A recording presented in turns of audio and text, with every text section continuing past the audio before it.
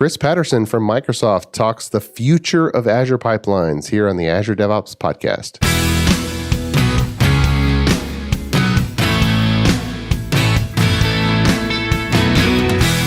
The Azure DevOps podcast is a show for developers and DevOps professionals shipping software using Microsoft technologies. Each show brings you hard-hitting interviews with industry experts, innovating better methods, and sharing success stories. Listen on to learn how to increase quality, ship quickly, and operate well.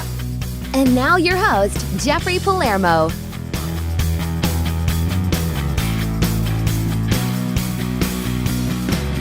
Welcome back to the Azure DevOps podcast. As always, go online to www.azuredevops.show to see show notes and other episodes. And we have some really good shows. Make sure to check out back episodes. We are on all of the podcast directories, but if there's a new one that you don't see us on and you want to let us know about, then do that and we'll fix it. Today, we are visiting with Chris Patterson. Chris is a principal program manager at Microsoft on the Azure DevOps team. You can find him on Twitter using @ChrisRPatterson and on GitHub by the same name. Chris, welcome to the show. How are you, sir? I'm doing well. Thanks for having me, Jeffrey. Oh, it's a pleasure. At the time of recording, the Microsoft Connect 2018 was kind of right upon us here. So there was a lot of announcements. Which ones were you the most excited about? That's a great question. Honestly, I haven't watched a lot of the detail of the Connect. I've been so heads down working on kind of the next revision of the product that it's not been super high on my mind. Though I do believe that we announced the release of our Visual Studio Code extension for editing the Azure Pipelines YAML file, which gives you, IntelliSense and statement completion and linting and stuff for editing your Azure Pipelines YAML files. Which, it's just a first version. It's very early. We're going to add a lot more there, but it's kind of the start of our developer tooling to help you develop, that developer in a loop, if you will, for your pipelines files. Cool. And you've been at Microsoft quite a long time. What's your trajectory been there?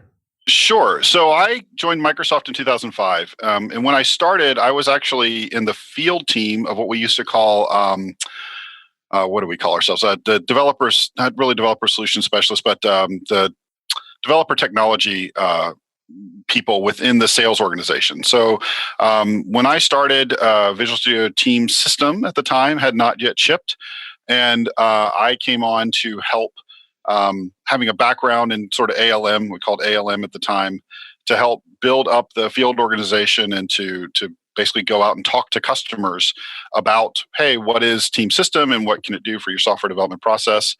I was based in North Carolina, where Brian Harry was as well in the North Carolina office. And after about a year of working in the field, I decided I wanted to go back to product development. And so I sort of talked to Brian about openings on his team. And I started working at the time on what became the test management features that shipped in TFS 2010. So I worked on those primarily for the kind of 2008 and 2010 release. And then after that, I shifted over and we started working on making the service basically after that. So I worked on a team that was kind of responsible for putting together the infrastructure and taking what was TFS and turning it into a cloud service to run on Azure. And after we got that off the ground, I moved over and took on working on the build team. At the time, we had what we call today XAML build, so the Windows Workflow Foundation based CI pipeline. And that was fine for its day. It certainly was very powerful and very useful. The problem was it was based so heavily on the desktop.NET framework and Windows Workflow and these technologies that could only run on Windows that, taking it forward, and as this was, 2012 maybe, or I think it was 2012, 2013. As we were trying to look forward at what did we need to do to really be more and more relevant to more and more developers, it's pretty clear to us that we could, for CI, for build, other platforms matter. frankly, right? Mac matters and Linux matters. And so I basically drove the team from the PM side, at least, that built what we call the build system that exists today in Azure DevOps Server, and also the base platform that powers the the release management product, the agent, the task, the orchestration, things like that. And so I'm continuing to work on that. And now I'm working on the next version, or not really next version, the sort of next iterations of those features. Okay. Well, let's talk about the future of those features, because what a build means with different applications can actually be pretty different. But you've got to develop a product that kind of meets all those needs. So, what does the future of a pipeline have in store with the Azure DevOps? Sure. So I think to look at the future, it helps to kind of look at the past and where we were. For many, many years, the idea that I have the idea of the build was kind of this very central notion. It certainly makes a lot of sense in the world of compiled languages and things, where you have this part of your process that has to take the source code and turn it into some sort of running binary, and maybe there's unit tests involved in that. But that was the build, and that produced this package.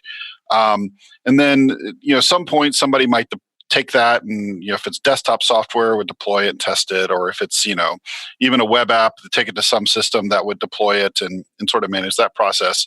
And it was kind of very separated, right? And you had these two different worlds of, you got the developers that build it, and then maybe some testers that test it, and then some production people that deploy it.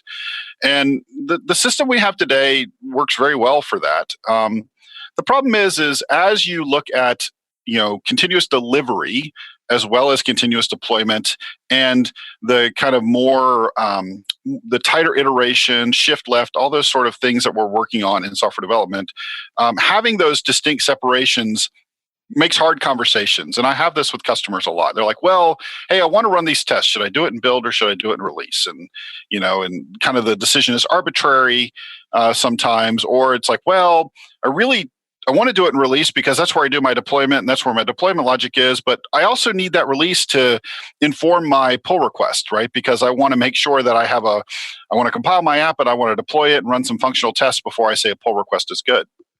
And having this separation makes it a lot more decisions for customers for when they do things. There's also other things we've done around config as code, a config as code model for the CI that doesn't work in release today, and we want that to not be the case.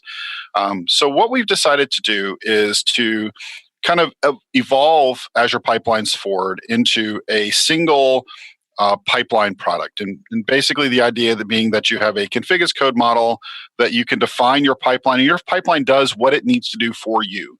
You can have one pipeline, you could have many, you could have pipelines that are triggered by other pipelines, just depending on your setup. And so that way you're not sort of in this, well, is it a build, is it a release?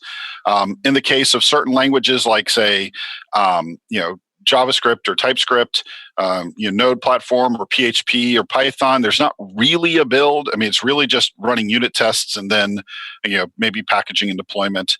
And so the idea of this build and its artifact is sort of less interesting. So that's kind of the future. We're pushing that direction, and I'm very much in the middle of that that process right now.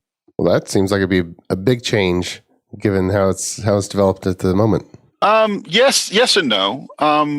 The nice thing about the system we have today is there's a lot of pieces we built that are very flexible and are really the same even in this new world. So for those of you who have used our build system, and largely speaking, this sort of evolution is kind of moving from the build space out versus the release space down. We introduced earlier this year a config as code model, a YAML document that you could use to define your pipeline or your build, at least at the time. And what people might have noticed is that uses the same agents, the same extensibility task model, and everything as the builds it used to define in the graphical user interface. And so while we are evolving the thing forward, the platform or the extensibility model, the platform, the agents, a lot of the machinery is exactly the same.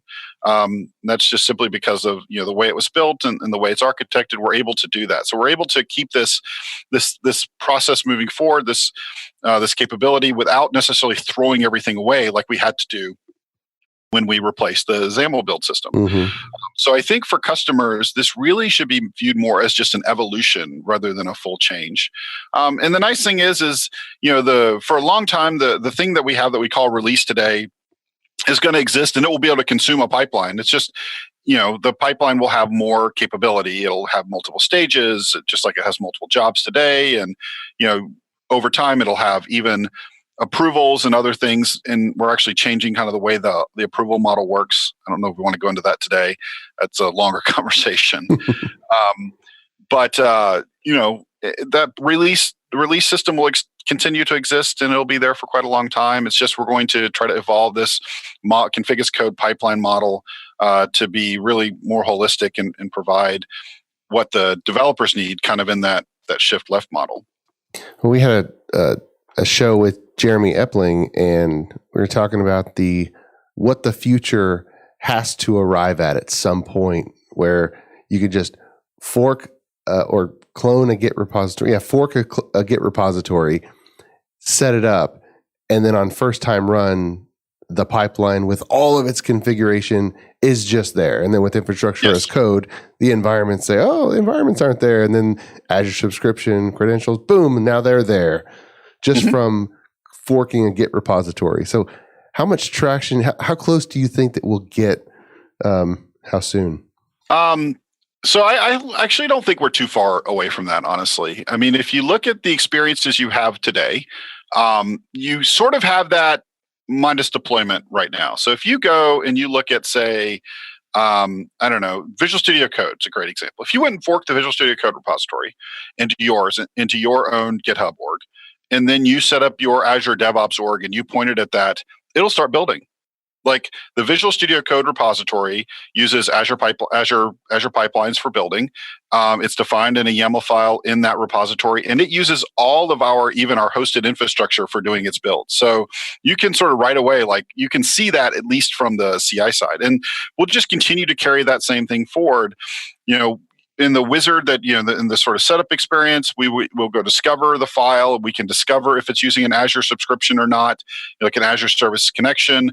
We can then just prompt you for yours. And if the pipeline is set up properly and you're defining all of your environments and resources from the perspective of the code in the pipeline, then it should just carry on through. So I would say we will see something that includes deployment like that, middle of next year for sure. So I don't think we're too far away, but that is the goal, right? That's the idea. At the same time, that's that really simple getting started side of things. We understand, and frankly, we understand very large enterprises and large companies and their needs. So you will also see a lot of things coming into pipelines in sort of the control and compliance space, which is much more complicated to talk about, but I think also potentially worth an interesting show at some point in the future.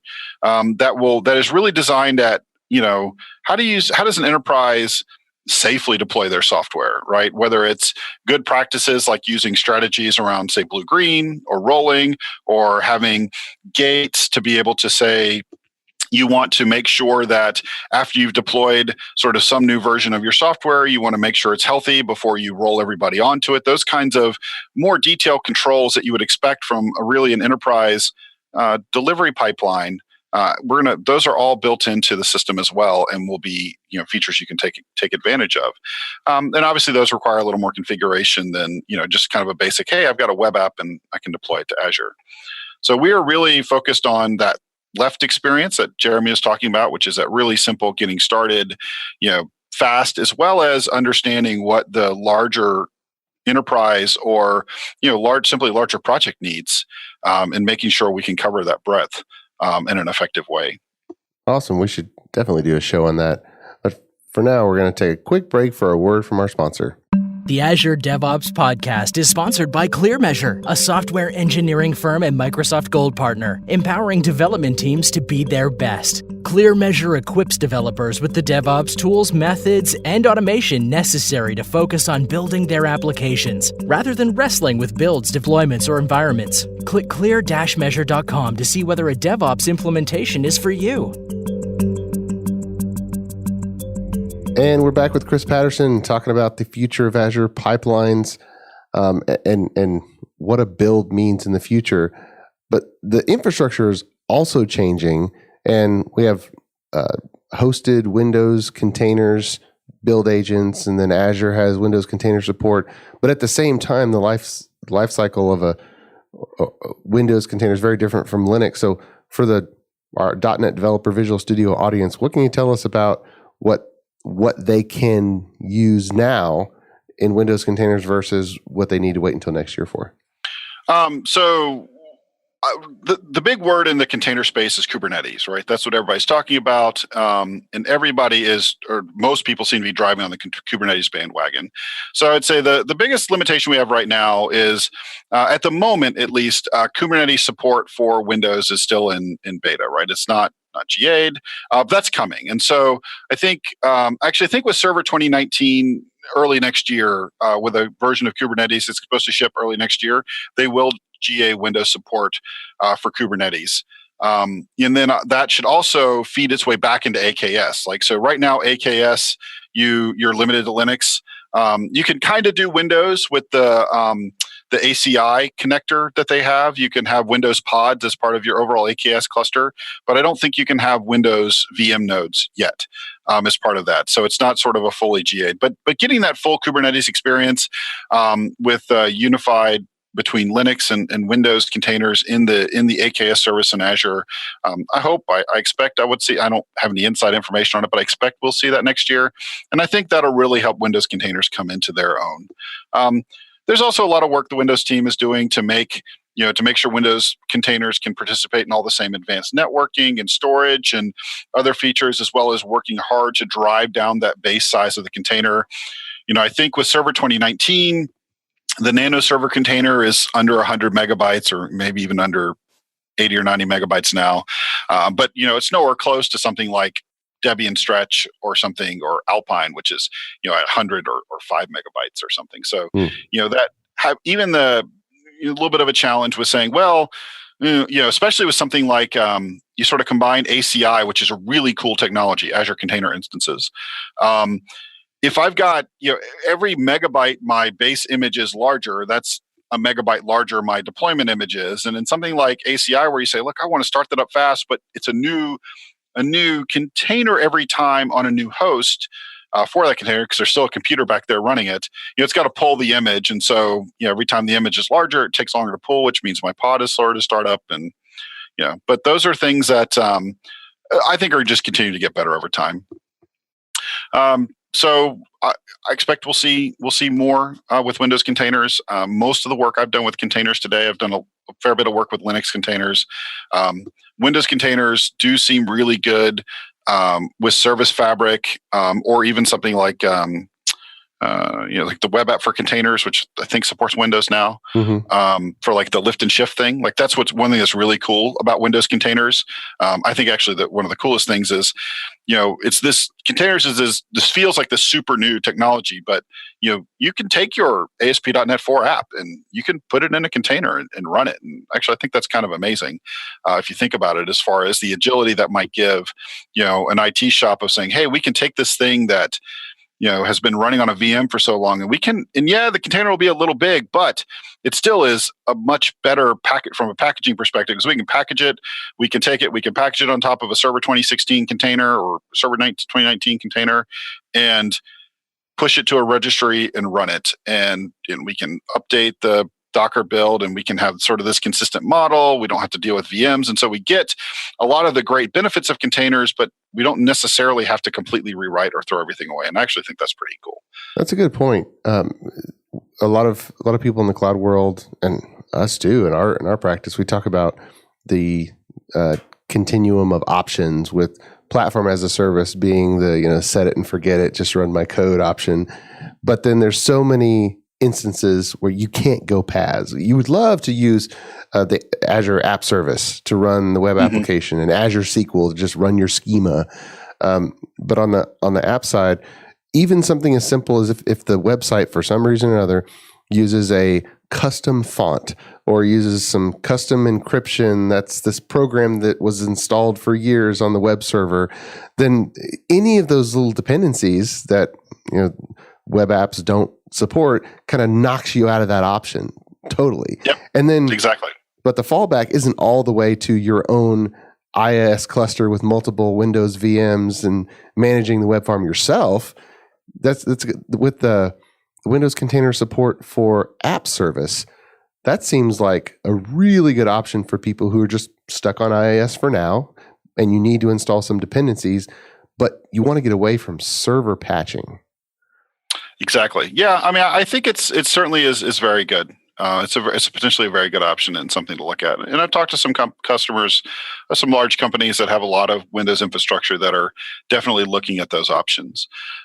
There's been some hiccups and downsides to Windows containers too. I get this very regular refrain on Twitter and GitHub that says, "Hey, I noticed you guys have this repo where you provide a Docker file and push a Docker image for a build agent for Azure Pipelines.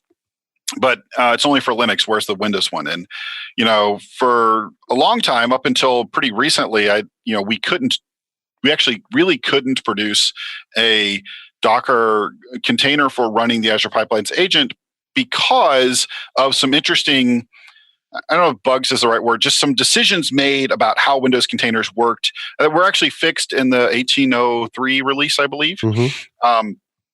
Related to how external volume mounts work and how they were exposed to the file system inside the container. And being that we're built on sort of a couple of different technologies, .NET Core being one, but also Node being another, and use Git obviously heavily, this decision about how to expose a volume mount, like a host to bind mount, into a container caused those Node and Git specifically, as well as Go and many other sort of non-Windows native tools, if you will, to fail parsing symlinks. You can go find the issue on GitHub about this. But it took a long time to get that fixed, and that was a big blocker. But that's fixed now, and so we're kind of next evaluating the next level of the challenge, which is Visual Studio, and to say, well, do we want to produce a container with Visual Studio? And I think the Visual Studio team is looking at doing that, especially with the build tool SKU. And we're working with them to kind of settle on, there's licensing and all sorts of other things that have to be figured out. But once the Visual Studio team sort of decides how they want to support and license the build tool stuff inside a container, once all that's done, we will go be able to produce and publish a container that contains our agent along with, the build tool SKU as an example is kind of a baseline build container. So it's just taking a little bit of time to kind of pull all that together. But, you can go to the repo. There's I think it's called Azure Pipelines Agent Docker now. I think we renamed it from VSTS Agent Docker under the Microsoft org on GitHub. And there is a Docker file there, kind of a sample one for how you would build an agent based on a Windows container. So customers can take that and alter it how they need to and go build it themselves. We just can't publish it quite yet. Yeah, we'll put that in the show notes. We changed a few build configurations to the hosted Windows container instead of the hosted VS 2017. And and we noticed probably a 30% performance improvement just from the switch. And I'm not sure if that's by design or accidental or what, but we kind of flipped it back and forth a few times and it was there. So maybe you're running it on better VMs at the moment or something, but. No, all of our hosted infrastructure for the Windows and Linux side, at least, are running on DS2 V2 or D2S V3 VMs in Azure, the very standard 2-core, 7 gig of RAM VMs. The difference, so hosted Windows container is actually a really poorly named pool. I was out on vacation when that thing got deployed. What it really is it is a server 1803, so server core 1803. Image instead of a server 2016 image. And it doesn't have VS on it. It just has .NET Core and some other tools and Docker. And the reason we put that out there is because one of the other interesting features of Windows containers is as they've made these big steps forward in the size of a container, Windows Server containers specifically are not compatible with previous versions of Windows Server containers. So, for example, if I have a Windows Server container that I want to run, and I'm distinct from like a Hyper-V container, right? A Hyper-V isolated container. If I've built it on, say, Server 2016, I can't actually run that directly on Server 1803 without using Hyper-V isolation. And so, in order for customers to be able to target the latest and greatest Windows Server containers, we need hosts with the latest and greatest Windows Server OS. And this matrix is kind of exploding, which we're trying to figure out how to manage in a reasonable way. But what hosted Windows container really is it's Windows Server Core 1803 with .NET Core and a few other baseline tools, as well as the agent and Docker. So you can use that to build container images based on the 1803 container versus the Server 2016 container. That makes sense. It's that kind of compatibility matrix is a little bit interesting to try to parse through in your mind. Soon we will have one based on Server 2019. I think our right now we're waiting because there's also VS 2019 preview, which got shipped out yesterday. So our plan is to ship another pool. You'll see another pool come up, which will be something like VS 2019 on Windows Server 2019 come up. But probably early next year is when we're going to ship that out. I think we're going to wait for preview 2 of VS 2019 before we do that. Mm-hmm. But anyway, that's sort of how that lineage works there. But that really should have been called like hosted Server 1803. The main point of it was so you could build containers. It's not meant as it's not a full Visual Studio install with the build agent. It's really very targeted at building container images. Okay. And so it might be faster because it's just a newer version of Windows Server. They get faster. It might be faster because it's server core instead of full server, so there's less background stuff running. Performance of the hosted build VMs is something that we've been poking at a lot to try to make them as fast as we can. The hosted VS 2017, they run full server with desktop experience, and they actually do run interactive as well. So we have them running inside the desktop, so you can do UI testing, and you can actually run unit tests for UWP apps and things like that require an interactive desktop session. So that may have some impact on performance. It's tough to tell sometimes, but we're constantly trying to find ways to further optimize those images and shut down background services that aren't necessary. Sometimes we shut down things that don't seem like they're necessary and turn out to be necessary. Yeah, break people, but we continue to work on that. It's always an interesting challenge.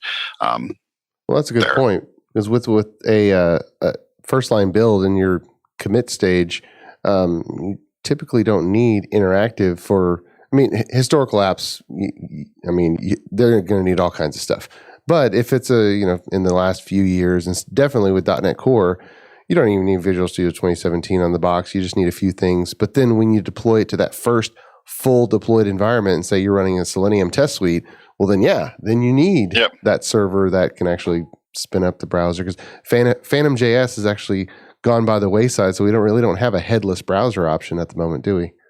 Not really. I mean, Chrome headless is kind of there. I don't know what's going to sort of take off, if that's going to actually continue or not. But yeah, the reason we don't have like all these different permutations of pools is it's number one, it's just a lot of infrastructure. I mean, we run something on the order of 12 or 15 million jobs a month on our hosted infrastructure across Azure Pipelines all up. I think we're 25 or 27 million jobs every month, and there's thousands of machines, 5,000 or 6,000 machines at a peak right now. And so there's just general infrastructure and having enough cloud. I mean, the cloud is not infinite, right.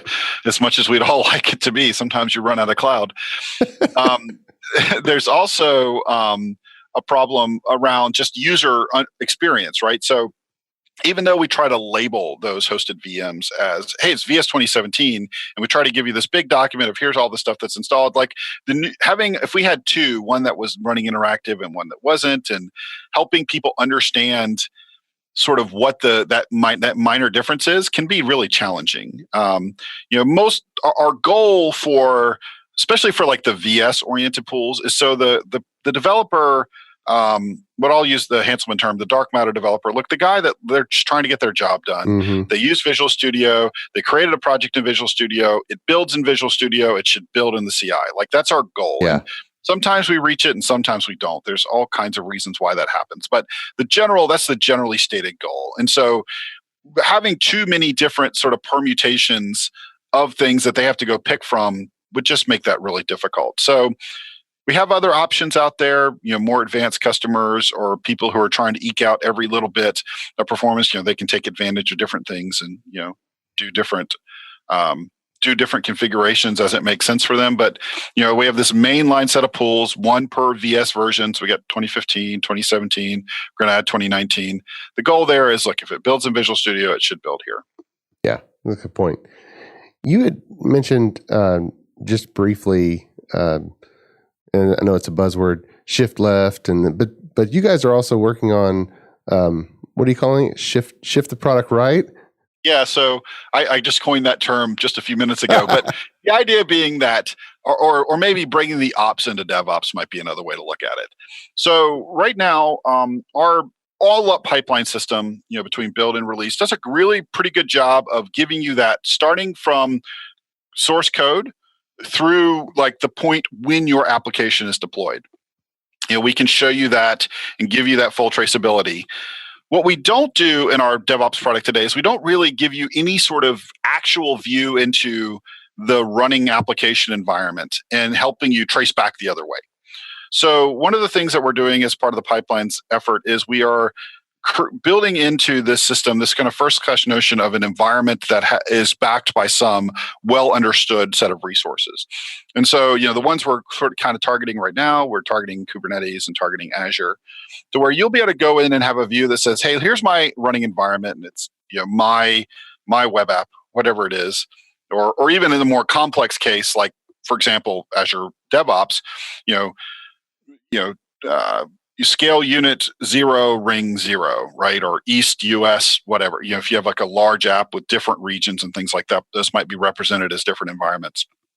But I can click on one of those and I can see, hey, this is the running place. And let's say it's deployed to Kubernetes. You could see there that, hey, I know that here's the list of pipelines that deployed to this particular environment. And it understands that here are the pods in this environment that were deployed by that pipeline, and we can go expand those pods and we can see the container image. And if that container image was built by Azure Pipelines, it'll be annotated with information so you can actually click on the, which pipeline instance or which commit produced that container and get that traceability all the way back. So it's sort of like, hey, how can we take that next step? And there's an interesting balance for us because we are part of Azure to say, well, when does that sort of end and the Azure portal begin? And we're working through that and sort of understanding. But I think we'll strike the right balance. And we're not going to replace something like Azure Container Insights or Application Insights, Log Analytics, or all these other amazing technologies, which... So aside, Log Analytics, at least the backing platform we call Kusto internally, is probably the greatest thing to ever happen to somebody who builds and runs a large service as far as your ability to diagnose stuff. Like I cannot espouse enough about how incredible that underlying technology is. We use it. Agreed. I use it every single day. So sorry, that's an aside. But at any rate, we're not going to replace that user experience or that, but we are going to sort of give you that sort of one step further to understand, hey, it's running here. How did this thing that's running here actually get there? And then obviously for the things we understand deeply, like Kubernetes generically, but hey, if it's Kubernetes on AKS, we can go, we can give you deep links and really help you get from that glass experience into sort of the full-on experience of the Azure portal. And we'll, over time, work on the designs and balance that. But that's kind of that next iteration that, hopefully we'll start to see sometime next year. Well, that's going to be some really great steps forward because that really hasn't been represented for the foremost DevOps product for the Microsoft platform. We've seen kind of that sideways figure 8 or the infinity sign for all the competencies within DevOps and operating, telemetry, learning, however you want to describe the feedback loop back over to, what should we prioritize next? That is kind of in third-party products and marketplace items. So that sounds exciting to get that as a first-class citizen. Yeah, I'm very excited about it. I think it's really interesting. So, but I don't have it's all stuff we're designing and working through now. But that's the strategy. That's the goal. That's where we're going towards. So, hopefully, next year at Build or something, we'll have some really cool things to show. Awesome. Now, as a heavy user of log analytics, on your end, since you called it out so much, we find that getting a historical text log file that's produced by, whether it's Log4net or some other just arbitrary text file, getting them centralized in doesn't have the most obvious workflow. Have you guys found the drop dead simple, oh, here's all my random files, let me redirect them in so that I can query them together? Yeah, so I have written a few little tools that do that, but yeah, we don't. That workflow we don't do a lot. What we have done is we've just over time instrumented all these events into our system, and we for a long time in the sort of framework that we use to build and run Azure DevOps had a very good abstraction for tracing and those kinds of experiences. So really a lot of it was just plugging in that into our already existing tracing infrastructure. But yeah, that's an interesting case. I mean, I feel like that's like the ultimate sort of cloud app kind of thing. It's like, hey, you can create a storage account that you throw those files in, and then that should fire an event that runs like an Azure function that kind of parses those up and shoves them in. Or so like it feels like somebody could write a pretty straightforward solution that you could just deploy easily that knows how to take a storage account in Azure full of arbitrary log files and shove those into application insights and maybe parse them.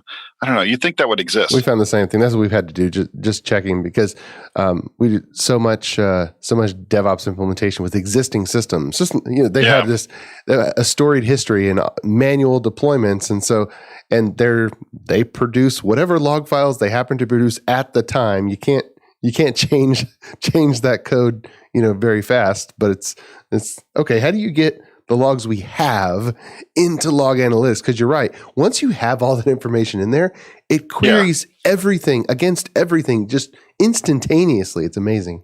It is amazing. Have you talked to the team? Yeah, I'll just see. Maybe I can ping and find somebody on the team. Maybe we can get them on the show to talk about that.